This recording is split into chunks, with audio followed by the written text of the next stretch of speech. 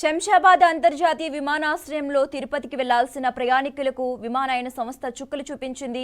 ఒకటి కాదు రెండు కాదు దాదాపు 5 గంటలు ఆలస్యమైంది. దీంతో ప్రయాణికులు తీవ్ర ఇబ్బందులు ఎదుర్కోవాల్సి వచ్చింది. దాదాపు 90 మంది ఫ్లైట్ కోసం పడిగాపులు కాశారు. సదరు విమానయాన సంస్థ సమాధానం కూడా ఇవ్వలేదు. నిజానికి సాయంత్రం 6 గంటలకే ఫ్లైట్ వెళ్లాలి, కానీ బయలుదేరలేదు. దీంతో ప్యాసింజర్స్ కు ఎదురుచూపులు తప్పలేదు. రాత్రి 11 గంటల తర్వాత ఫ్లైట్ ను పునరుద్ధరించారని తెలిసింది.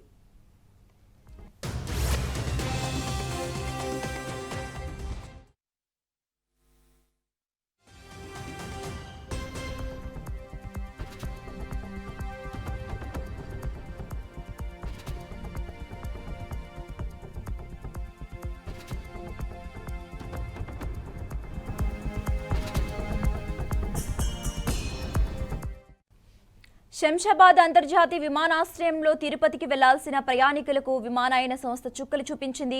ఒకటి కాదు రెండు కాదు దాదాపు 5 గంటలు ఆలస్యమైంది.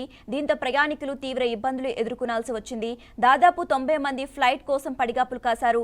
సదరు విమానయాన సంస్థ సమాధానం కూడా ఇవ్వలేదు. నిజానికి సాయంత్రం 6 గంటలకే ఫ్లైట్ వెళ్లాలి, కానీ బయలుదేరలేదు. దీంతో ప్యాసింజర్స్ కు ఎదురుచూపులు తప్పలేదు. రాత్రి 11 గంటల తర్వాత ఫ్లైట్ ను పునరుద్ధరించారని తెలిసింది.